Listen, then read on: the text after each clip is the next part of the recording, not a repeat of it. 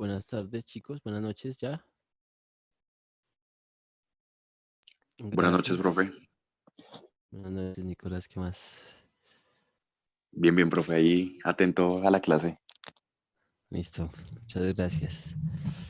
Entonces, pues si quiere vamos a empezar con un recorderis mientras que va llegando la gente y como hay contextualización para empezar, muchachos. Entonces, ayer estábamos hablando sobre la literatura clásica y sobre también el ensayo, ¿no? Como fundamento literario.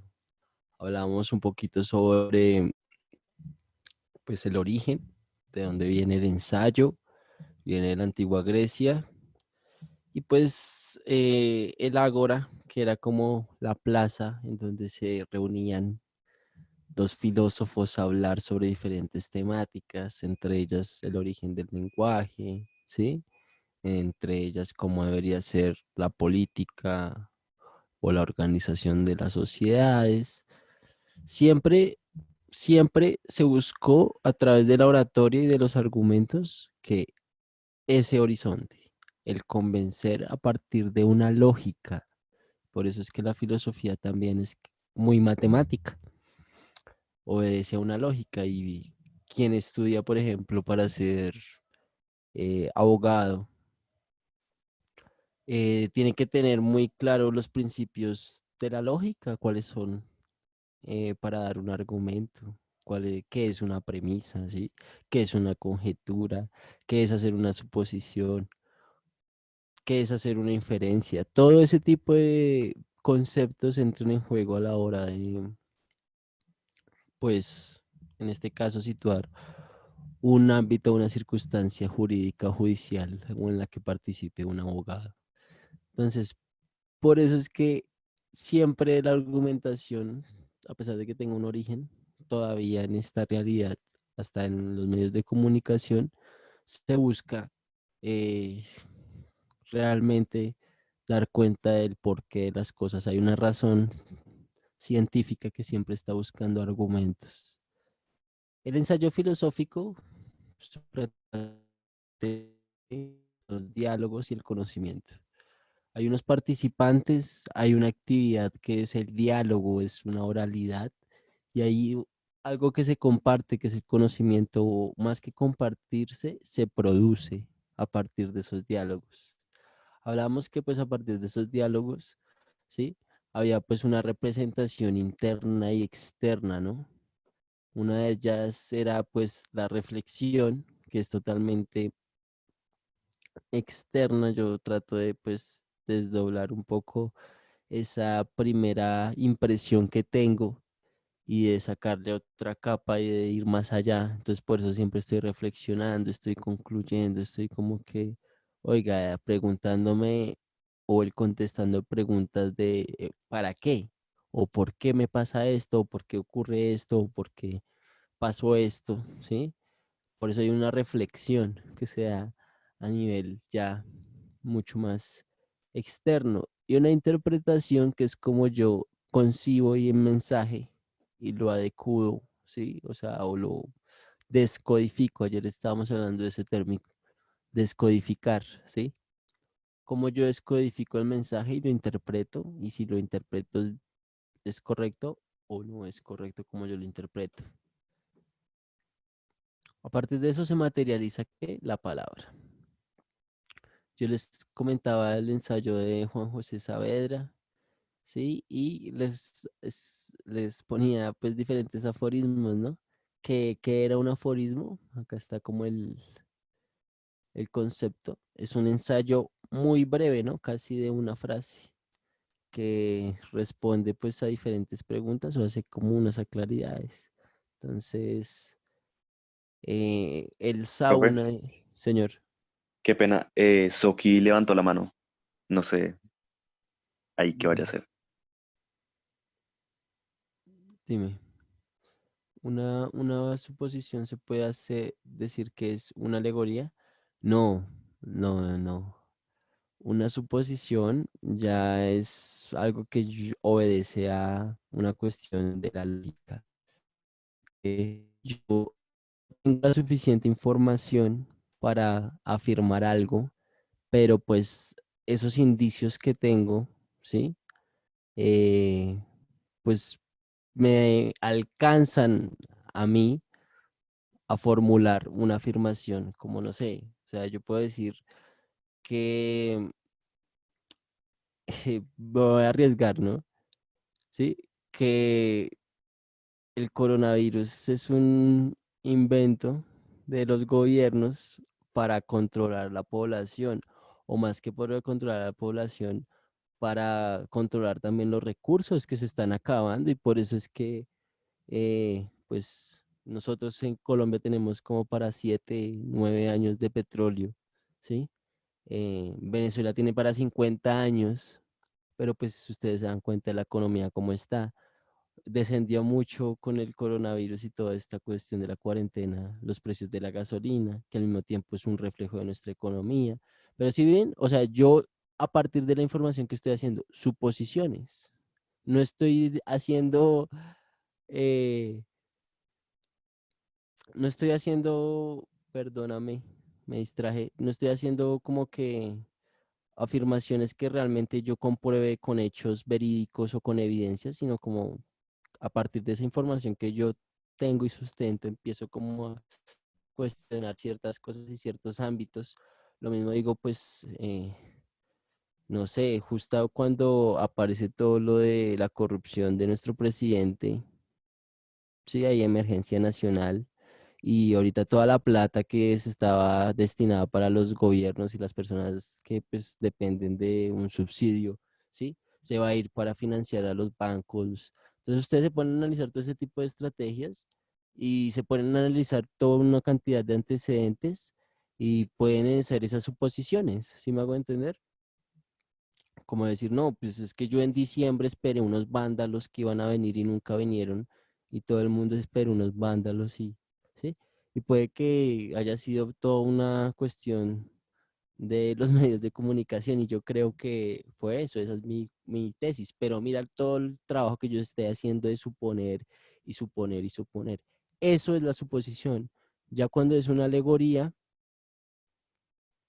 ¿sí? Eh, La alegoría ya es una representación mucho más real de ese mundo abstracto. O sea, eh, espera, Leo. Entiendo, o sea, ¿qué más fácil la Biblia podría ser un libro lleno de alegorías?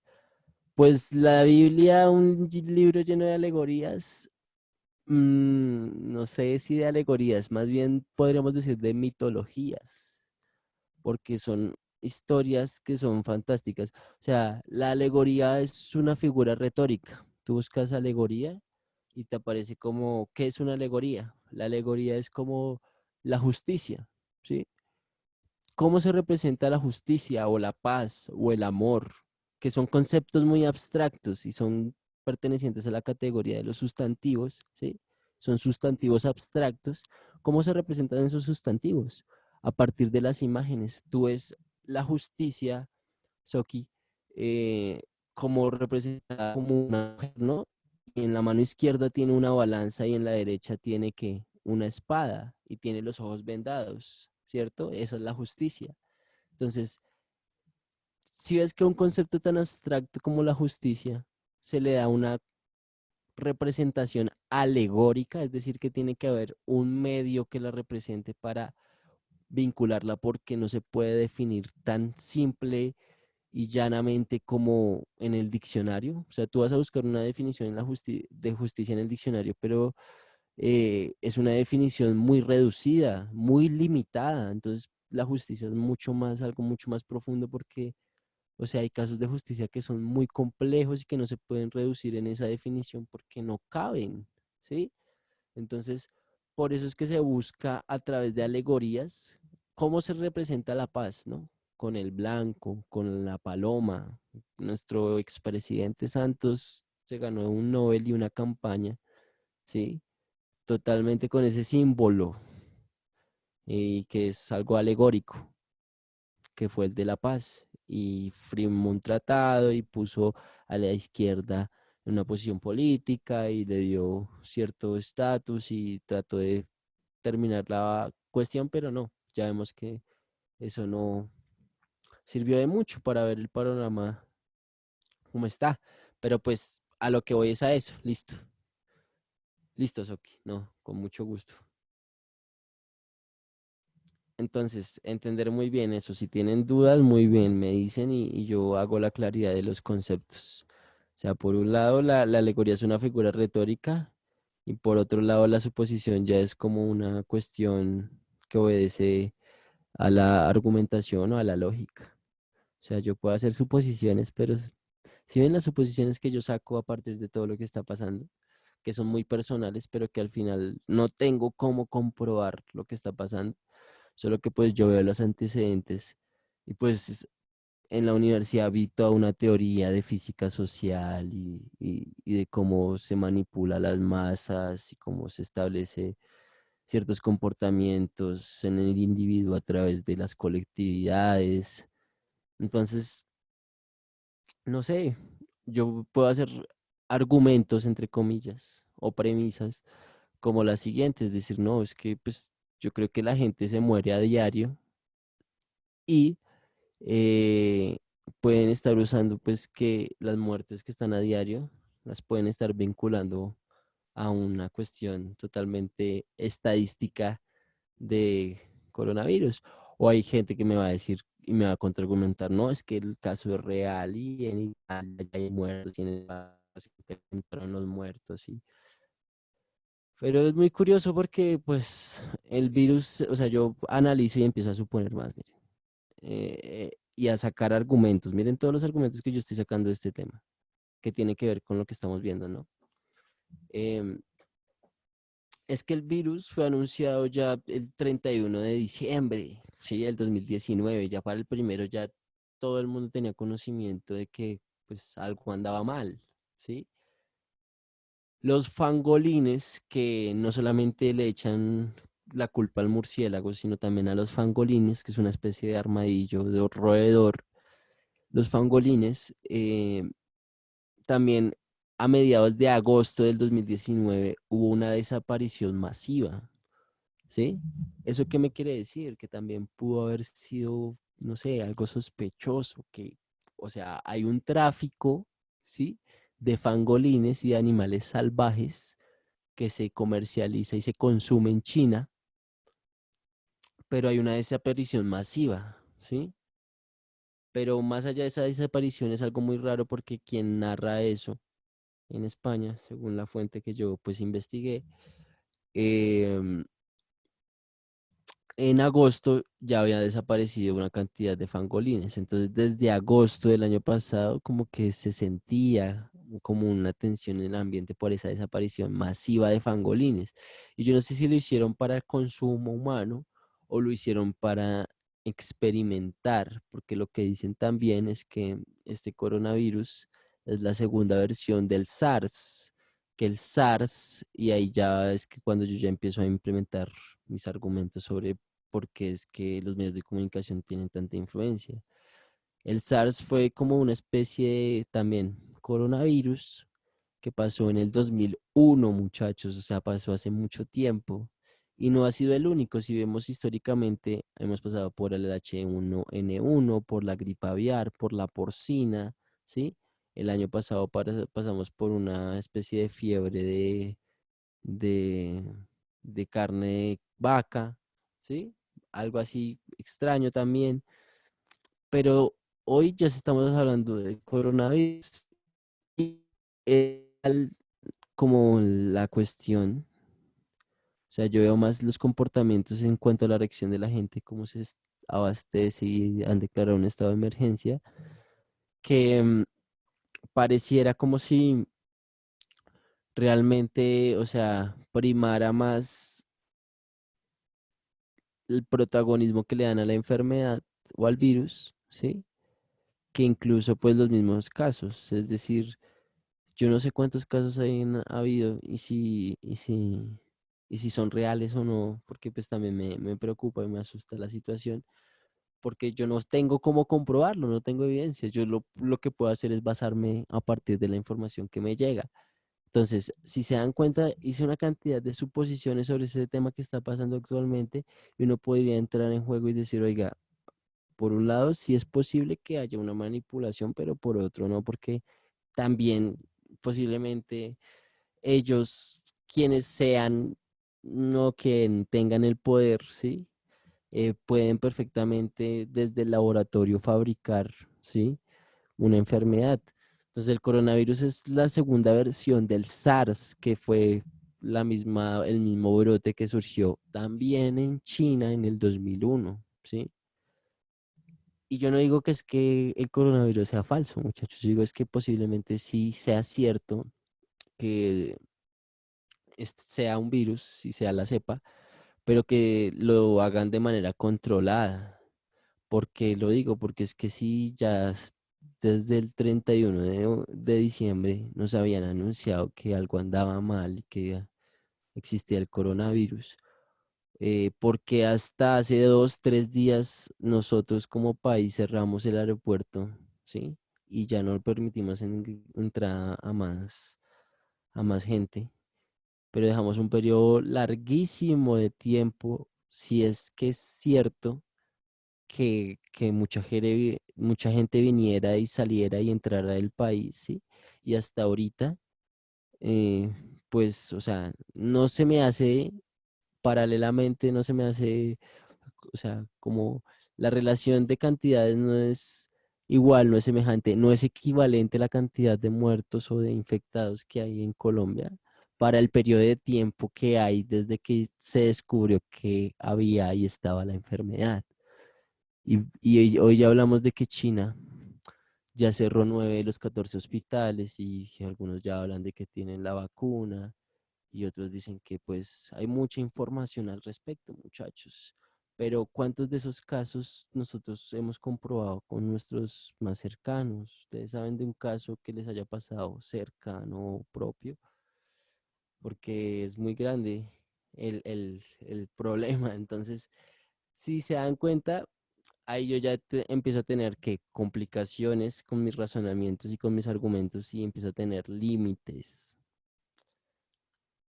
Entonces, por eso es que toca plantear muy bien esos argumentos, escribirlos, saber cuáles son los pro, cuáles son los contra, porque la temática es tenemos muchísima información y cómo hacer claridad de eso, pues simplemente pues estableciendo una creación a partir de una lista de argumentos. Se puede establecer totalmente un texto o hasta un video, producirlo, hacer un guión y solo con imágenes y con voz en off poner una creación de todo esto y de todos los argumentos que pueden surgir a partir de la información que a uno le llega y de las suposiciones.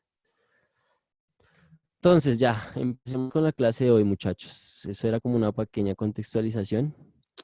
Eh, También veíamos ayer, es que el tema de hoy tiene que ver mucho con el de ayer, ¿sí? Entonces, tener en cuenta que la retórica es como un recurso que viene de la oralidad en donde se presta como herramienta para analizar todas las técnicas, estrategias, ¿sí? Y todo como los artificios utilizados que tiene el orador para convencer a su audiencia, ¿sí? Este fue un pequeño meme que me encontré ayer. Entonces le comparto con ustedes el mito de la caverna. Listo. Vámonos con la clase de hoy. El discurso o la oratoria.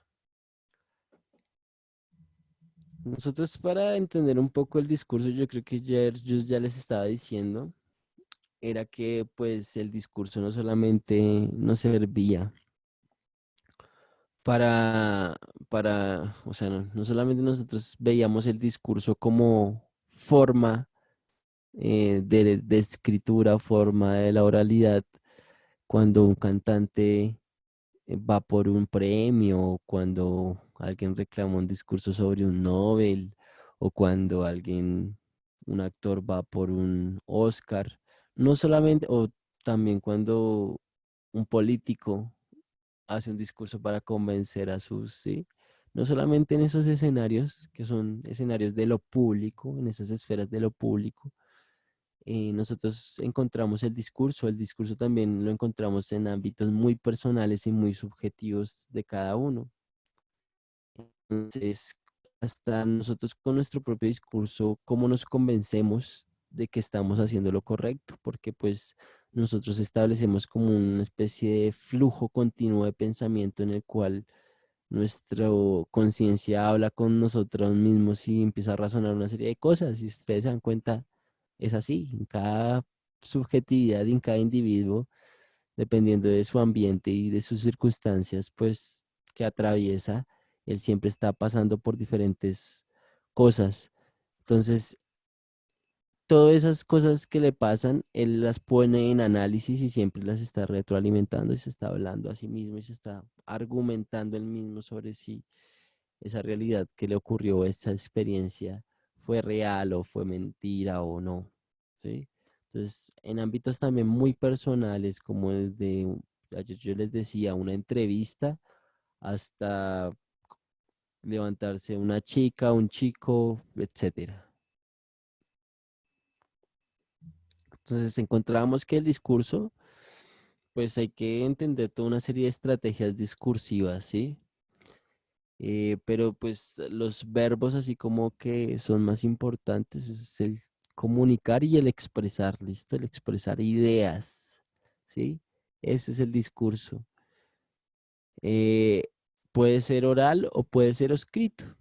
Su intención es netamente comunicativa y es muy performativa, es decir, uno puede agarrar de diferentes fuentes para decir algo claro, un discurso, ¿sí? Estrategias discursivas. Dentro de lo que es la oratoria o la retórica, ¿sí? Que ahorita pues veíamos, la retórica o la oratoria se establece como una disciplina que sistematiza y estudia, que estudia las diferentes técnicas o procedimientos, ¿listo? Que tiene el lenguaje, ¿sí? Pero que me sirven a mí para yo persuadir a través del discurso, ¿listo?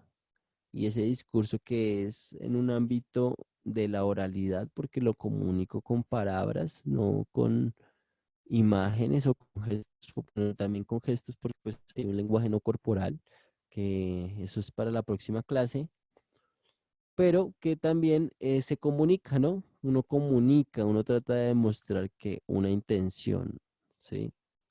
Dar un mensaje. Dentro de esas estrategias discursivas hay dos, la expositiva y la argumentativa. En la expositiva hace alusión netamente a lo que son los noticieros, la prensa, la radio cuando uno escucha noticias. Su capacidad, o bueno, su competencia es únicamente la de informar objetivamente, ¿sí? Entonces, vamos a encontrar que nunca los presentadores van a llorar o van a, bueno, incluso yo sí he visto que sí lo hacen, pero no pueden hacerlo mucho. Es decir, ustedes ven que, por ejemplo, hay una noticia muy cruel y desgarradora y puede ser que, claro, la presentadora al decirla sí se quebrante o sí, pero no puede ella ejercer un juicio de valor o establecer una opinión pública porque pues no cumpliría con la función que es netamente la expositiva, ¿sí? Por otro lado está la argumentativa, que está la de convencer, ¿sí? Yo puedo mostrar información, hechos y situarlos. Si se dan cuenta ahorita con las suposiciones que yo empecé a hacer del coronavirus, empecé a situar, fue pura información para tenerlos como argumentos, si se dan cuenta. O sea, yo situé cuándo fue que apareció el virus, las noticias que están diciendo del virus, ¿sí? Pero ya las opiniones, acá yo hacía qué, una estrategia discursiva que era la argumentación y empezaba a decir cuál era mi argumento, que posiblemente todo era como algo creado para ejercer control sobre los recursos y sobre la población, porque pues se está destapando mucha corrupción. ¿Alguien va a hablar?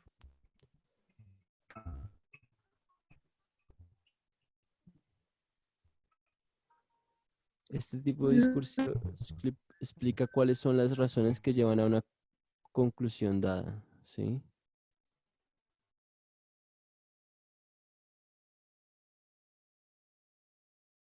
Perdón, no sé si me están escuchando bien, ¿tengo problemas o no? Ahí se escucha bien, profe. Vale, vale, listo. Entonces, esas dos estrategias discursivas, listo, la expositiva y la argumentativa. Una busca informar y la otra convencer. Entonces yo hablaba del tema como que, ¿sí ven? Como que toda la información que yo como que seleccioné me da a mí para suponer y a ustedes darles el argumento de que posiblemente todo sea un experimento social de control. Pero no sé, me queda muy difícil comprobarlo. Pero pues es el ejemplo que yo les puedo dar y que pues es más cercano a nuestra realidad y por lo que estamos experimentando.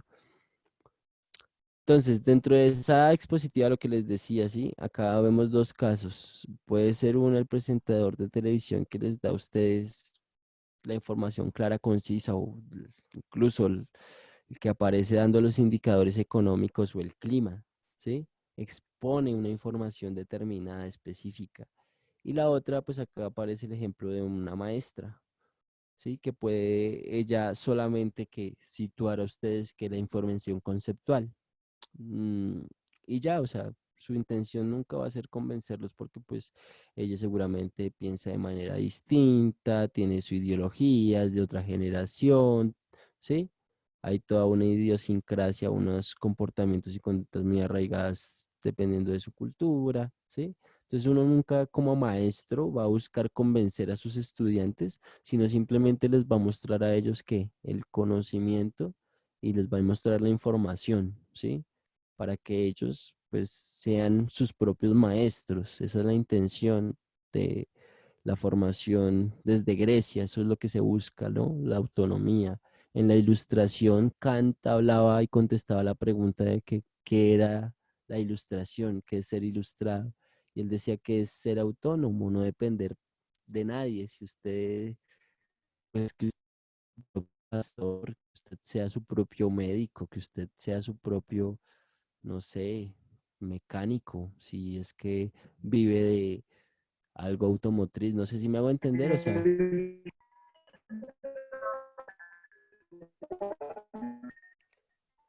entonces dentro de eso se establece esos dos tipos de estrategias discursivas, la expositiva y la argumentativa.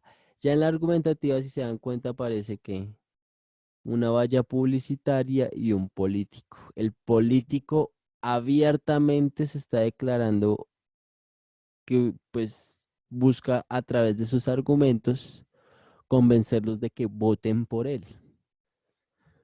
Mientras que la valla publicitaria, pues también, ¿no? La valla publicitaria hace exactamente lo mismo, ¿so? Lo que busca es eh, hacer que ustedes compren, ¿no? Si ustedes se dan cuenta, Coca-Cola es experta en publicidad y es una de las empresas que más millones de dólares invierte en publicidad. ¿Por qué? No sé.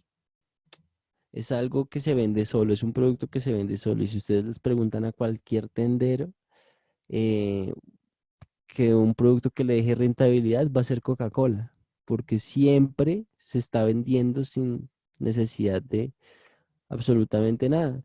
Y ustedes van a la publicidad, y eso que tiene mucha polémica la Coca-Cola, por todo lo que ha pasado, no sé si conocen como la cara oculta de la Coca-Cola, que ha matado mucho sindicato. Eso es lo que dicen, sí, investiguen, por favor, miren información, no se queden con solo lo que yo digo. Entonces, ustedes se dan cuenta de que también la Coca-Cola nunca en su publicidad menciona de qué está fabricada ni de qué está hecha. Ellos, solamente la publicidad les dice a ustedes que destapen la felicidad. Y pues la Coca-Cola es muy rica, sí, es deliciosa. Y, pero uno se trauma, ¿no? Porque uno termina viendo videos en internet de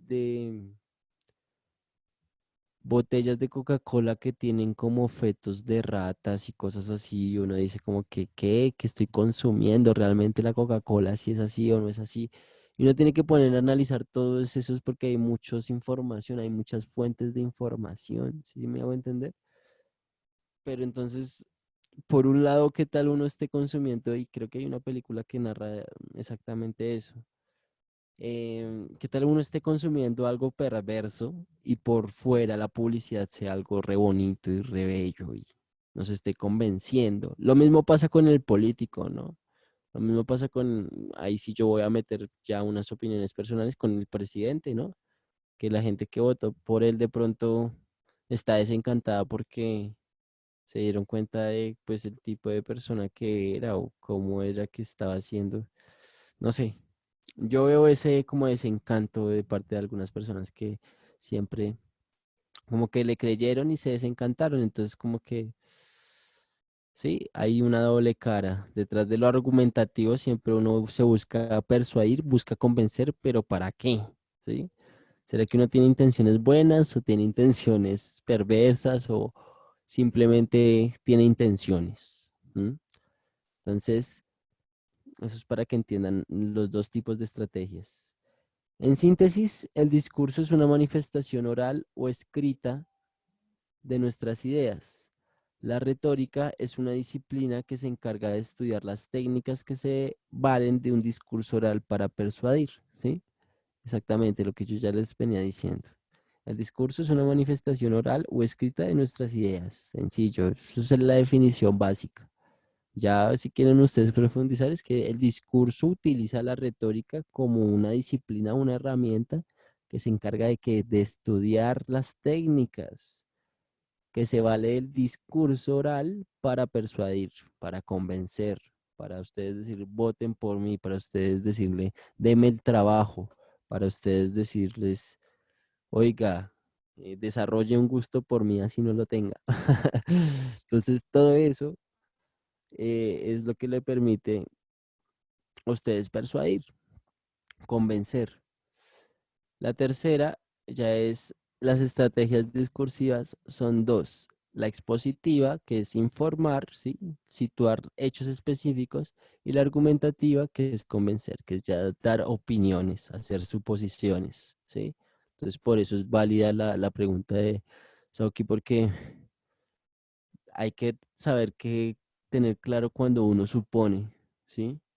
Cuando uno está haciendo ejercicios de lógica, de inferencia, de que a partir de un indicio de información, yo puedo sacar otra parte de información que no está, o poner dos posibilidades.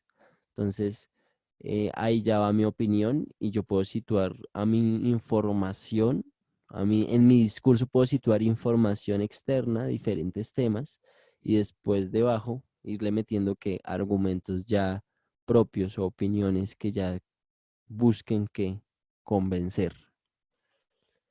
Hasta el momento, ¿todo va bien acá, chicos? ¿Cómo están? ¿Cómo va todo bien?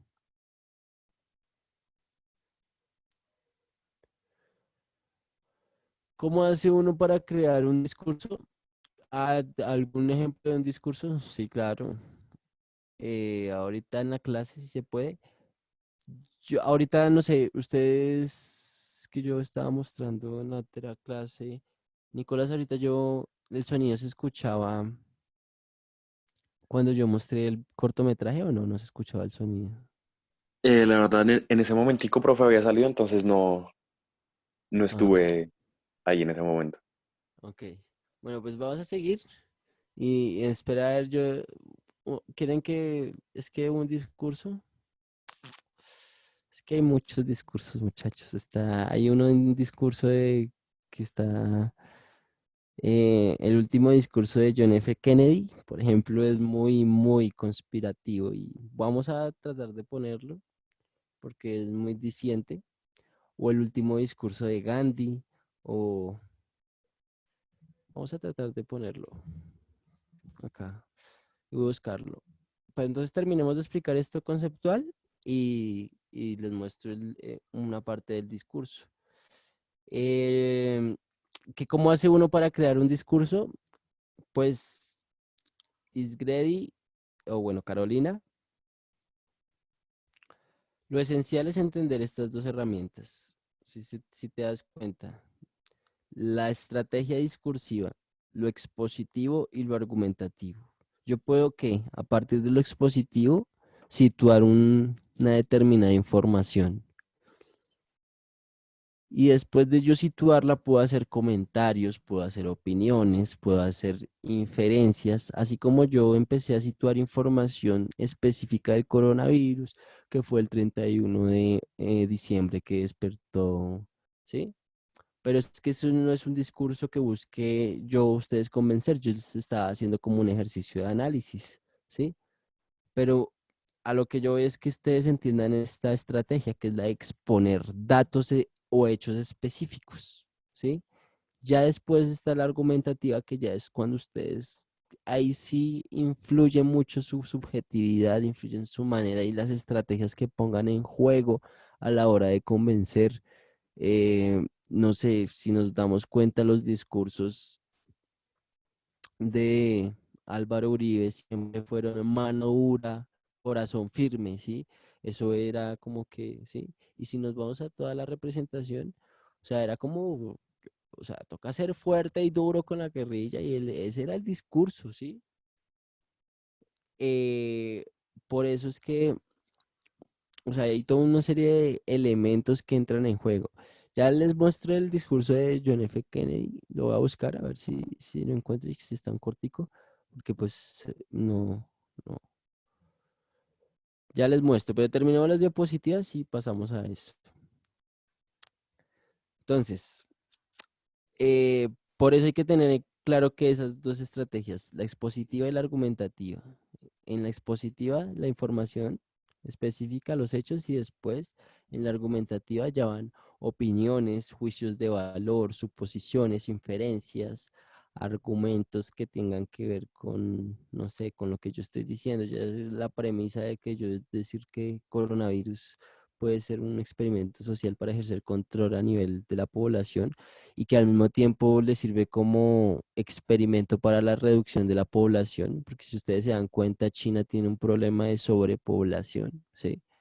Entonces, tampoco no digo que no haya sido culpa de su cultura, porque pues también está 100% verificado, pues a mí no me consta porque yo no hice las pruebas, pero que el virus viene de animales, eh, puede que sí, puede que no, no sé. ¿Alguien va a hablar? Perdón. No, profe, creo que accidentalmente habían activado el micrófono. Ah, vale, listo. Entonces, en síntesis, pues, ¿cuál es la idea? Que nosotros siempre a través de nuestros discursos, porque lo que hacen los discursos es expresar las manifestaciones corporales y conductuales de las sociedades y de la cultura, ¿sí? Entonces juega con nuestras creencias, con nuestras cosmogonías. Entonces, hay que ser muy tolerante a la hora de hablar y de establecer los discursos, porque es algo muy personal y subjetivo, ¿sí? O sea, a mí sinceramente este tema yo solamente busco analizarlo, no es que me afecte, me llama mucho la atención, vivo sorprendido porque no sé cómo actuar, ¿sí? No sé si el virus sea cierto o no sea cierto, pero pues al parecer la cosa está complicada y solo vamos a salir en 19 días y esto es algo que va a cambiar la humanidad, prácticamente, sí. Pero, ¿por qué también tengo mis sospechas y por qué tengo esos argumentos? Porque tengo una información ahí también paralela que me da cuenta de yo poder pensar y hacer todas esas conjeturas y suposiciones y decir, oiga, no, posiblemente sí sea algo que no es tan normal, ni es tan accidental, ni es coincidencia, sino que pudo haber sido fabricado. ¿Listo? Entonces, hay que por eso ser tolerante, porque hay personas que seguramente van a decir, no, ¿qué le pasa? ¿Sí?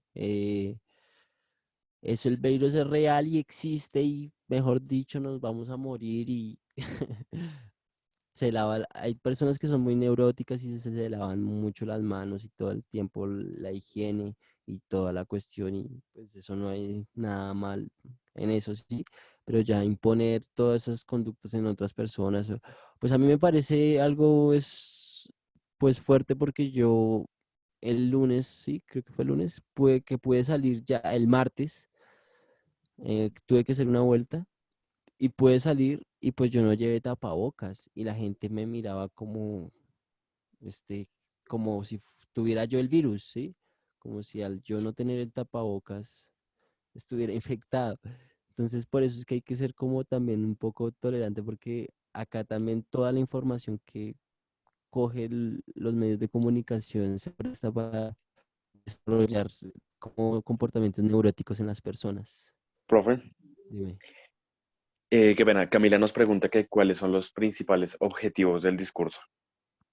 Los principales objetivos del discurso, Camila, son convencer y persuadir, ¿sí? O sea, el discurso busca dejar claro una posición, ¿sí? Tanto ideológica, económica, política, racial, incluso hasta religiosa. Entonces, siempre los discursos lo que buscan es convencer y persuadir, ¿sí? Por eso es que acá hablábamos de las estrategias discursivas. Yo puedo utilizar información, pero al mismo tiempo voy a ejercer juicios de valor para convencer, ¿sí? Y se dan cuenta, el discurso de Álvaro Uribe, con lo que estuvo 2 periodos, fue la seguridad democrática y acabar con la guerrilla y mano dura y las FARC y por eso es que se crearon pues todas las células paramilitares y bueno, se estableció un código de guerra increíble en el país, pero el discurso subyacente a eso era mano dura y duro con los que no pertenecen a la fuerza pública y que son vándalos y guerrilleros y quieren ser terroristas, ¿listo?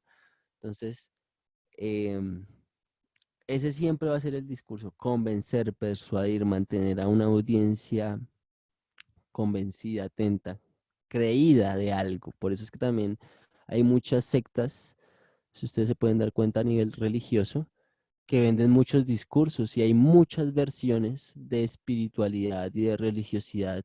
Y el que mejor le venda el discurso es el con el cual usted va a comprar y se va a sentir satisfecha. Entonces, si usted se siente si se siente satisfecho, perdón, con el discurso religioso del catolicismo o del budaísmo o de los Hare Krishna o del cristianismo, ¿sí?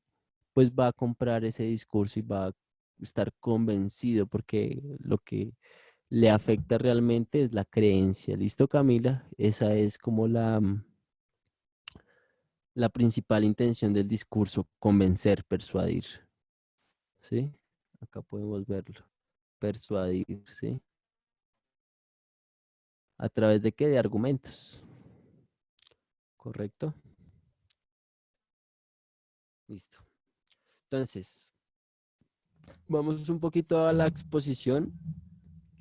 ¿Cuáles son las herramientas de apoyo para presentaciones orales? No sé si ustedes han tenido la oportunidad de presentar o no sé, debido a la formación, hacer diapositivas y hacer una exposición de un tema o en el colegio o algo así, delante de un público, de una audiencia, de un salón, ¿sí? Seguramente sí, lo han hecho, pues se han sentido afectados o han tenido nervios o, ¿sí? Han tenido inseguridad o al contrario, han sido seguros, les va muy bien y tienen todas una serie de competencias, tanto a nivel del lenguaje eh, corporal como oral para hacer una buena exposición y pues explicar un tema, ¿sí? ¿Qué uno busca con eso? Pues que, o sea, realmente nadie nace aprendido, chicos. O sea, a veces nos cuesta hablar en público, enfrente del auditorio, ¿sí? Pero a veces también nosotros estamos en el otro lado, ¿no? A veces nosotros somos los que estamos escuchando al que está hablando y exponiendo. Y a veces nos ponemos a pensar en si es entretenido o no es entretenido y si a nosotros nos afecta lo que él está diciendo para nosotros es significativo o no es significativo, ¿cierto? Profe, Entonces, señor, qué pena respecto a eso. Camila también nos preguntaba que si el discurso se puede utilizar para entretener. uy, muy buena pregunta, muy buena pregunta, claro, sí. Pues hay una parte del discurso que ya es una creación distinta, que se lleva mucho al stand-up, que es el monólogo. Los monólogos son creaciones que son netamente discursivas y lo que buscan a la hora es hacer reír, entretener, pero al mismo tiempo pueden hacer una crítica, pueden establecer una emocionalidad. Entonces, sí, es válido, mira, o sea, normalmente se tiene la creencia de que el entretenimiento o el arte no es político. Pues no, hay que acabar con esa creencia porque el arte no es neutral. O sea, no podemos creer en las entidades que se autodenominan a sí mismos neutrales, porque pues si nos damos cuenta, en la operación Jaque, en la que liberaron a Ingrid Betancourt, ¿sí? Eh, ¿Qué pasó con esa operación? Fue la Cruz Blanca, en este caso, un orden neutral de institucionalidad, lo que hizo que la operación fuera totalmente posible, ¿sí? Y por eso fue que la rescataron. Entonces, no hay que pensar que este valor de la neutralidad es un valor netamente neutral o puro, porque la neutralidad puede estar jugando a un favor de algo. En este caso, se piensa que el arte y el entretenimiento, ¿sí? O los discursos que se hacen en el entretenimiento y el arte, solo sirven para ah, afectar las emociones y ya. Pues no, ¿sí? Los discursos que también buscan entretener o buscan también hacer sentir algo a las demás personas, em, como el arte, también son políticos y también tienen una influencia que buscan convencerlos a ustedes de que de cierta ideología o de cierta visión de mundo o de cierta cosmogonía que tengan ya muy interno. ¿Sí, Camila? Entonces, muy buena y muy acertada la pregunta porque sí, o sea, también hay discursos que cumplen la función de entretener, pero ojo, porque el entretenimiento no solamente es entretenimiento. Si ustedes se dan cuenta, la campaña de Hillary Clinton y Trump aparecía con una cantidad de raperos, entre ellos Kanye West. Acá aparecen con Carlos Vives, ¿sí? O sea, como que siempre el entretenimiento y el arte y la industria del entretenimiento ha estado muy ligada a las cúpulas de la política. Y hay que tener en cuenta eso porque tanto uno como el otro, ¿sí? Han servido para mantener un orden, muchachos. Y hay gente que para garantizar ese orden trabajan 24 horas, 7 días a la semana, 12 meses al año, ¿sí? Para garantizar que ese orden no se cambie. Por eso es que a mí también todo esto me suena, no sé, extraño. Yo pienso que si es tan cierto como dicen los medios de comunicación que está matando a tanta gente, ya hubieran muchos más muertos y ya hubiera sido más la cosa, porque lo que les decía, no es equivalente la cantidad de tiempo que dejaron de apertura para hacer ingresos y salidas al país, ¿sí? A la cantidad de infectados y de muertos que hasta ahorita están saliendo. La gente se muere a diario, muchachos, también, ¿no? O sea, eso es algo que también es natural y que tampoco me voy a ir al extremo de que no, es que si usted se muere por eso, es que usted no merece estar acá porque eso es selectividad natural. No, tampoco, porque hay argumentos de esa índole, ¿sí? Pero, o sea, todo eso se presta para uno empezar a establecer que discusiones, exponer sobre el tema y hacer argumentos a nivel discursivo. Ya ustedes están nutriendo su discurso de algo que es actual y que es contemporáneo y de que todo el mundo está hablando actualmente, ¿sí? Entonces es muy interesante verlo por ese lado y por eso la pregunta de Camila me parece que es muy acertada y muy buena. Em, Tengo 10 minutos para mostrarles, pero pues no, nada. Tratemos de que sea simple. Es que a mí me gusta profundizar, la verdad. En cuanto a lo expositivo, ¿sí? Hay que presentar ideas de claridad y de orden. Perdón, chicos, yo hago una interrupción. Si tienen otra pregunta, me dicen, ¿sí? Me gusta que pregunten. Entonces, lo expositivo es presentar con claridad y orden que una serie de ideas, ¿sí? Se busca informar y pues de cierta manera, pues sí, también convencer. O sea, si ustedes se dan cuenta, si ustedes puede que sepan la información, pero ustedes se demuestran inseguros, pues la gente no les va a creer cuento, a pesar de que lo que dicen es verdad y es fiable y tienen fuentes de información, pero ustedes lo están diciendo de manera insegura, pues no los van a convencer, entonces por eso es que se tiene que convencer, tiene que haber una seguridad. Dentro de la exposición, pues también funciona igual que un texto literario. Hay una triada, ¿sí? Está la introducción, el desarrollo y las conclusiones.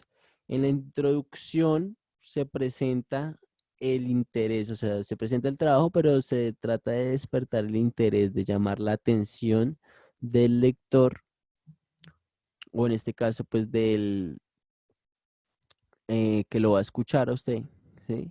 Del receptor del mensaje, porque esto es un ámbito comunicativo, ¿no? La exposición es netamente una práctica comunicativa, entonces tiene la relación de emisor, receptor y pues los vincula el mensaje, la misma triada.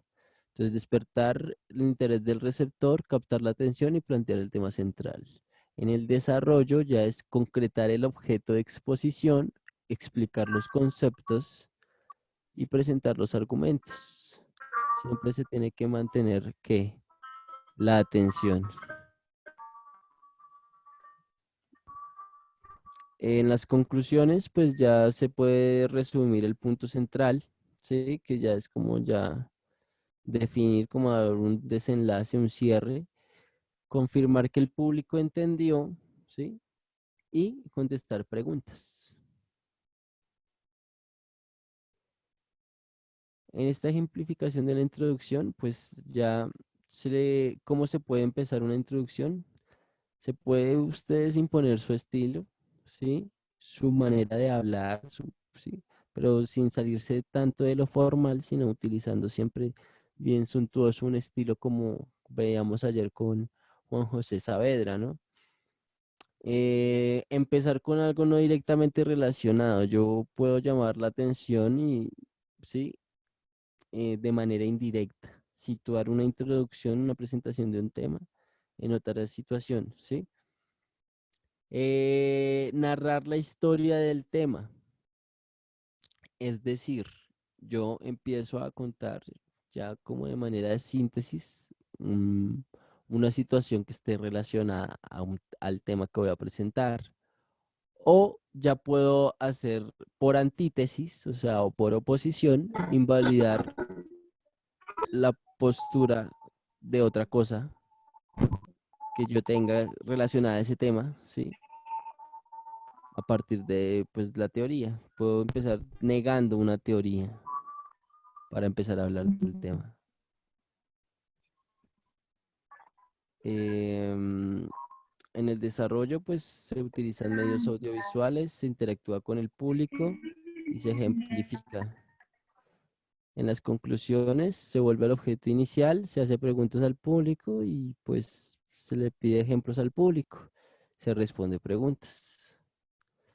En los consejos útiles, preparar un tema, elaborar un guión, ensayar en voz alta, hablar despacio y hablar también con el cuerpo, chicos. Eso es importantísimo tenerlo claro, ¿sí? Y pues no, nada, en síntesis la exposición oral es una presentación que sirve para informar y o para convencer sobre una idea. La exposición oral se compone de tres partes: introducción, desarrollo y conclusiones. 5 consejos para una exposición: preparar un tema, escribir un guión. No hay que escribir, o sea, no hay que aprenderse el guión porque pues puede con los nervios se les olvide, ¿sí? El 3 practicar en voz alta, es muy importante la tonalidad, ustedes cómo se van a dirigir al público, el timbre de voz, cómo va a ser.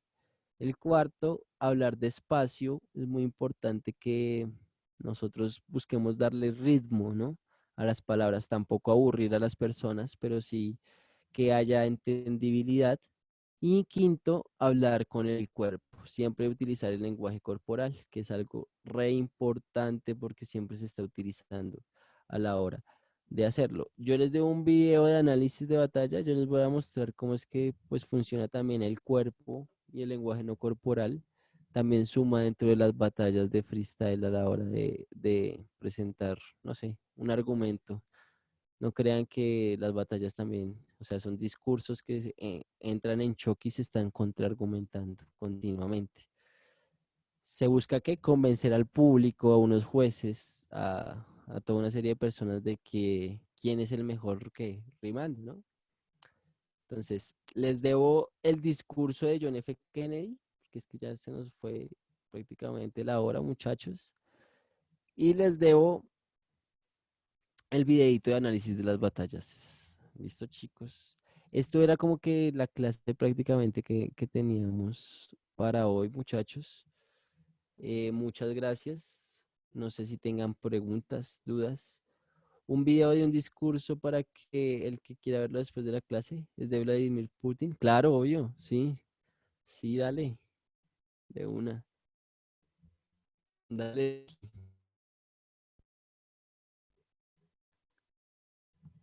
No sé si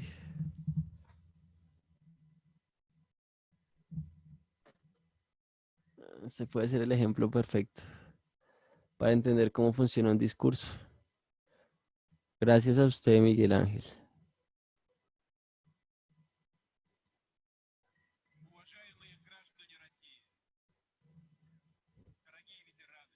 3 minuticos. Yo ya lo vi, sí, es muy bueno.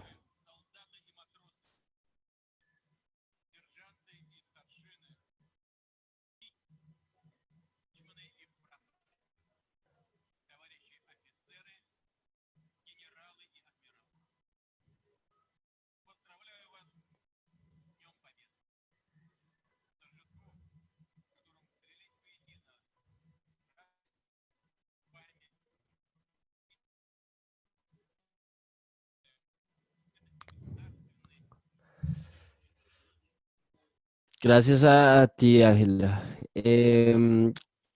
Camila, los elementos del discurso. Listo.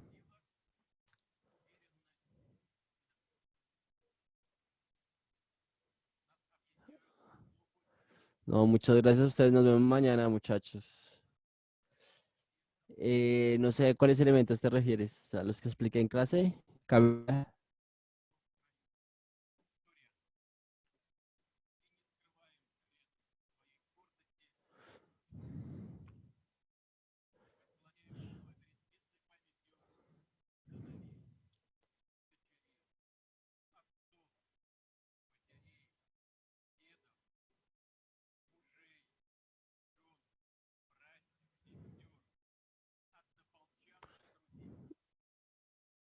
Bueno, profe, Mm, pues veo que al parecer como que nadie más tiene preguntas, creo que todos están despidiéndose, entonces yo creo que Sí, por hoy ya dejemos podríamos... así. Sí, Sí, sí, señor. muchas Entonces, profe, gracias muchas por gracias. el video. Muchas gracias a ti, Nicolás, por estar ahí pendiente de todo. Muchas gracias a los chicos y a ustedes. Listo, profe. Muchas gracias, gracias, chicos. Recuerden que nos vemos mañana nuevamente a las 7 de la noche. Por favor, súper juiciosos, súper conectados, ¿vale? Que tengan Vale. una feliz noche. Igualmente para ti, profe. Listo, gracias, Nicolás. Hasta luego. Hasta luego.